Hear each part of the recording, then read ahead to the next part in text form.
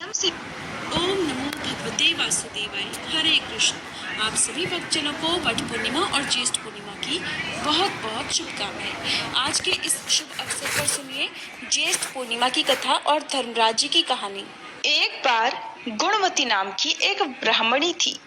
वह प्रत्येक दिन नियम से पूजा पाठ और दान पुण्य किया करती, सभी देवी देवताओं का पूजन करती और आए हुए अतिथि का भी यथाविधि स्वागत सत्कार किया करती। पूरे गांव भर में उसका बहुत सम्मान था। उसके घर में 4 बेटे, बहुएं और अनेकों पौत्र थे। घर में खूब धन था और आपस में सभी लोग मिलजुल कर बड़े प्रेम से रहते थे। संक्रांति से ठीक 7 दिन पहले ब्राह्मणी की मृत्यु हो गई। सभी उसके भाग्य की सराहना कर रहे थे कि कैसे गुणवती ने जीवन में अच्छे कार्य किए और भरा पूरा परिवार छोड़कर सारे सुख भोग कर सुहागिन रूप में ही वैकुंठ को गई है। उधर गुणवती की आत्मा को लेने जो यमदूत आए, वे गुणवती को देखकर आश्चर्य में पड़ गए और बोले, माई, तेरा तेज अलौकिक है। तेरे द्वारा किए गए शुभ कर्मों का प्रभाव तो हम स्पष्ट देख पा रहे हैं, लेकिन ऐसा क्या हुआ है? ऐसी कौन सी गलती तुमसे हो गई कि हम यमदूतों के साथ तुम्हें भी मृत्यु यात्रा करनी पड़ रही है? गुणवती भी आश्चर्य में भरकर उनके साथ चल पड़ी।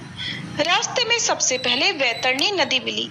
यमदूतों ने कहा, हे माई, तुमने गोदान किया है या फिर गौओं के लिए कभी कुछ भी किया हो तो उसे याद करो, वही तुम्हें इस वैतरणी से पार लगाएंगी। गुणवती ने मुस्कुराकर अपने द्वारा किए गए गौदान, गौग्रास के दान को याद किया तो अचानक एक सुंदर सी सफेद गाय ने आकर उसे बड़े आराम से वैतरणी से पार उतार दिया। थोड़ी दूर चलते ही गुणवती को भूख और प्यास सताने लगी, तो उसने अपने अन्नदान और जलदान को याद किया और स्मरण करते ही उसकी भूख प्यास कुछ ही क्षणों में मिट गई। रास्ते में अलग अलग नरकों के मार्ग आए, जिनमें कहीं कहीं कांटों के जंगल थे, कहीं चिलचिलाती धूप, तो कहीं कीड़े मकोड़ों का काटना, तो कहीं चील कौवों का नोचना हो रहा था। जैसे ही गुणवती को कांटे दिखाई दिए, उसने अपने खड़ाऊं, जूते, चप्पल के दान को याद किया तो सारे कांटे गायब हो गए। फिर जब चलते चलते उसे बहुत तेज धूप सताने लगी तो उसने छाता दान याद किया तो बादल हो गए और उसे छांव लगी। थोड़ी ही देर में उसे बहुत जोर की ठंडी लगने लगी तो उसने गर्म वस्त्रों के दान को याद किया तो उसकी सर्दी दूर हो गई। अब कीड़े काटने लगे तो चींटियों के डाले गए भोजन को उसने याद किया तो कीड़े मकोड़ों ने काटना बंद कर दिया। चील कौवे नोचने लगे तो श्राद्ध पक्ष की काक बलि को और पक्षियों को डाले गए अनाज के दानों को याद करने लगी और बड़ी प्रसन्नता से वह ये सब पार कर गई। नरक के सभी रास्तों से गुजरकर वह धर्मराज जी के महल तक पहुंच गई। महल में सोने के सिंहासन पर भगवान नारायण के स्वरूप में धर्मराज जी धरती के मनुष्यों का न्याय कर रहे थे। गुणवती को देखकर धर्मराज जी ने बड़े प्रेम से उसका स्वागत किया, उसे बैठने को दिया। फिर गुणवती ने हाथ जोड़कर धर्मराज जी से अपना अपराध पूछा।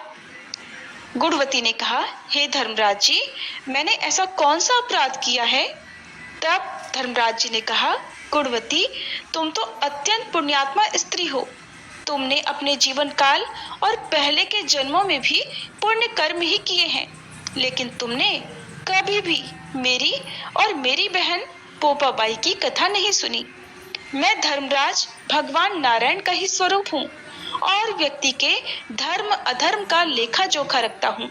व्यक्ति अगर मुझ में आस्था नहीं रखता, मेरी पूजा आराधना नहीं करता, तब मेरी बहन पोपाबाई उसे स्वर्ग में जाने का रास्ता नहीं देती। ये सुनकर गुणवती ने धर्मराज जी से पुनः 7 दिन के लिए धरती लोक पर वापस भेजने के लिए प्रार्थना की, ताकि वह धरती लोक पर जाकर धर्मराज जी और पोपाबाई की कहानी सुनकर उज्मन करके वापस आ सके। पुण्यात्मा गुणवती को धर्मराज जी ने पुनः धरती पर जाने की आज्ञा दे दी।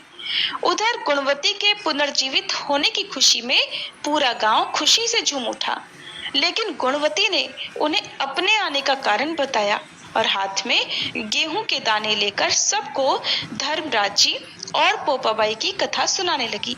पहले दिन की कथा के बाद गेहूं के उन दानों को लेकर वह सबसे पहले अपनी बड़ी बहू के पास गई और बोली, बेटी ये गेहूं के दाने तिजोरी में रख दे। बड़ी बहू बोली, माँ जी अभी तो मैं काम कर रही हूँ, आप खुद ही कहीं भी रख दो। तब गुणवती दूसरी बहू के पास गई, उससे भी यही कहा तो उसने आओ देखा न ताओ गेहूं के कुछ दाने लेकर मुंह में डाल लिए और बोली कि माताजी इन गेहूं के दानों में ऐसा क्या विशेष है, हमारे घर में तो पहले से ही खूब अनाज भरा है, कहीं से भी उठाकर तिजोरी में रख दूंगी। बचे वे दाने लेकर गुणवती अब की बार तीसरी बहू के पास गई तो उसने पास ही खड़े अपने भाई को वो गेहूं के दाने दे दिए और कहा, भाई मुझसे तो चीजें खो जाती हैं, मैं तो चीजें रखकर भूल जाती हूँ, ले तू ही संभाल इन्हें। ऐसा कहकर छोटी बहू ने वो दाने अपने भाई को दे दिए। उनमें से कुछ बचे हुए दाने गुणवती ने अपनी चौथी और सबसे छोटी बहू को ले जाकर दे दिए तो उस बहू ने उन गेहूं के दानों को लेकर श्रद्धा भाव से अपने माथे से लगाया, फिर लाल कपड़े में बांधकर तिजोरी में संभाल कर रख दिया। सातवें दिन गुणवती जब उजमन करने बैठी तो उसने धर्मराज जी तथा पोपाबाई का उजमन उनके द्वारा ही बताई गई विधि से धूमधाम से किया। कार्यक्रम संपन्न होने के बाद गुणवती सभी से बोली कि संसार में सभी सुख और अंत में वैकुंठ लोक देने वाली ये कथा साल भर सभी को सुननी चाहिए। इस कथा को कहने, सुनने, हुंकारा भरने और विधि पूर्वक उद्यापन करने वाला अवश्य ही स्वर्गलोक पाता है। इन गेहूं के दानों को साल भर संभाल कर पूजा घर में या फिर तिजोरी में रखना। ऐसा करने से घर धन धान्य से भरा रहता है, परिवार पर कोई विपदा या बीमारियां नहीं आती। मैंने अपनी बड़ी बहू को गेहूं के दाने दिए, उसने गेहूं के इन दानों को कहीं भी रखने के लिए कहा तो पिछले 7 दिनों में इसकी संपत्ति में खूब घाटा हुआ। दूसरी बहू को दिए तो उसने इन पवित्र दानों को मुंह में रखा और चबा गई, फिर वो 7 दिनों से बिस्तर पर पड़ी हुई है।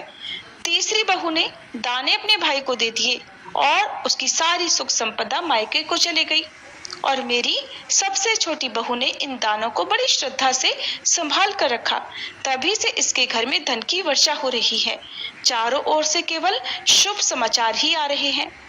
ऐसी है धर्मराज जी की कथा की महिमा। ज्येष्ठ पूर्णिमा की कथा के अनुसार एक बार अशुपति नाम के एक राजा थे जिनकी केवल एक ही संतान थी। राजा अशुपति की इकलौती संतान देवी सावित्री बहुत ही प्रभावशाली थी। देवी सावित्री को राजा अशुपति और महारानी ने बड़े ही प्यार और दुलार के साथ पाला था। फिर जब लाड़ों में पली बढ़ी सावित्री विवाह योग्य हुई तब राजर्षि अशुपति ने सावित्री से अपने लिए वर चुनने को कहा। जी ने बताया कि विवाह के 1 साल बाद ही सत्यवान का मृत्यु को प्राप्त हो जाना निश्चित है। नारद जी की यह बात सुनकर राजर्षि अशुपति भयभीत हो गए और अपनी पुत्री सावित्री को दूसरा पति चुनने का अनुरोध करने लगे, लेकिन पर सावित्री का विवाह सत्यवान से विधि पूर्वक संपन्न हो गया। विवाह के बाद सावित्री सत्यवान और उसके माता पिता के साथ जंगल में रहने लगी। देवी सावित्री अपने पति सत्यवान की लंबी आयु के लिए रोज ही विधिवत व्रत रखने लगी, लेकिन जब देवर्षि नारद जी की भविष्यवाणी के अनुसार सत्यवान के जीवन का अंतिम दिन आया तब उससे 3 दिन पहले से ही सावित्री ने उपवास रखना प्रारंभ कर दिया था। जिस दिन अंतिम दिन था उस दिन देवी सावित्री भी सत्यवान के साथ लकड़ी काटने वन को गई थी। लकड़ियां काटने के लिए सत्यवान एक पेड़ पर चढ़ने लगे, तभी उनके सिर में तेज दर्द हुआ। दर्द के कारण कराहते हुए सत्यवान पेड़ से नीचे उतरे और एक घनी छाया वाले बरगद के पेड़ के नीचे पत्नी सावित्री की गोद में लेट गए। पत्नी की गोद में लेटे लेटे ही सत्यवान ने अपने प्राण त्याग दिए। फिर उसके बाद सत्यवान के प्राण लेने के लिए यमराज जी का आगमन हुआ। जब यमराज जी सत्यवान के प्राण लेकर जाने लगे तब देवी सावित्री भी उन्हीं के पीछे पीछे चलने लगी। यमराज जी ने देवी सावित्री को बहुत मना किया, लेकिन देवी सावित्री के प्रेम और समर्पण के आगे यमराज जी की एक नहीं चली। देवी सावित्री की निष्ठा और पति परायणता को देखकर यमराज जी ने सावित्री से कहा, हे देवी तुम धन्य हो, तुम मुझसे कोई भी वरदान मांगो। सावित्री ने कहा, मेरे सास ससुर वनवासी और नेत्रहीन हैं, आप कृपया उन्हें दिव्य ज्योति प्रदान करें। यमराज जी ने कहा, ऐसा ही होगा, जाओ अब लौट जाओ।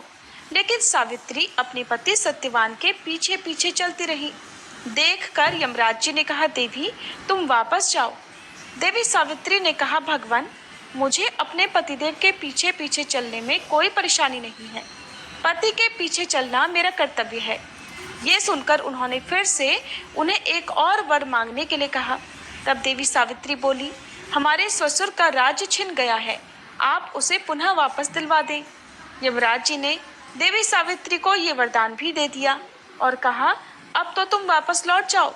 लेकिन सावित्री फिर भी पीछे पीछे चलती रही। फिर यमराज जी ने देवी सावित्री को तीसरा वरदान मांगने को कहा। इस पर देवी सावित्री ने 100 संतानों और सौभाग्यवती होने का वरदान मांगा। यमराज जी ने ये वरदान भी सावित्री को दे दिया। देवी सावित्री ने यमराज जी से कहा कि प्रभु, मैं एक पतिव्रता पत्नी हूँ और आपने मुझे अभी अभी पुत्रवती होने का आशीर्वाद दिया है। ये सुनकर यमराज जी को अब की बार सत्यवान के प्राण लौटाने पड़े और प्राण माता पिता को दिव्य ज्योति प्राप्त हो गई है। इस प्रकार देवी सावित्री और सत्यवान चिरकाल तक राज्य सुख भोगते रहे। अतः पतिव्रता सावित्री के अनुरूप ही प्रथम अपने सास ससुर का उचित पूजन करने के साथ ही अन्य विधियों को प्रारंभ करें। वट सावित्री व्रत करने और इस कथा को सुनने से भक्तों के वैवाहिक जीवन या जीवन साथी की आयु पर अगर किसी भी प्रकार का कोई संकट आया हो तो वो संकट भी टल सकता है। वट पूर्णिमा के दिन सुहागिन महिलाएं उपवास करती हैं और इस दिन महिलाएं सुबह उठकर नए वस्त्र धारण करती हैं, 16 श्रृंगार करती हैं। इस दिन वट वृक्ष के नीचे बैठकर पूजा आराधना करनी होती है। पूजा के लिए एक बांस की टोकरी में 7 तरह के अनाज रखे जाते हैं और उसे एक कपड़े से ढक दिया जाता है। दूसरी टोकरी में माता सावित्री की प्रतिमा रखकर उसको भी कपड़े से ढक देते हैं। इन दोनों टोकरियों को वट वृक्ष के नीचे ले जाकर वट वृक्ष और देवी सावित्री और सत्यवान की एक साथ पूजा की जाती है। वट वृक्ष पर जल अर्पित करके कुमकुम और अक्षत अर्पण किए जाते हैं। इसके बाद कच्चे सूत या कलावे से वट वृक्ष की 7 बार परिक्रमा करते हुए वट वृक्ष पर कच्चा सूत या कलावा लपेटा जाता है और फिर कथा सुनने के बाद दान दक्षिणा दी जाती है और गुड़ चने का प्रसाद बांटा जाता है। विवाहित महिलाएं वट वृक्ष पर सुहाग की सामग्री भी अर्पित करती हैं। घर के बड़ों के पैर छूकर आशीर्वाद लेकर फिर कुछ मीठा खाकर व्रत खोलती हैं।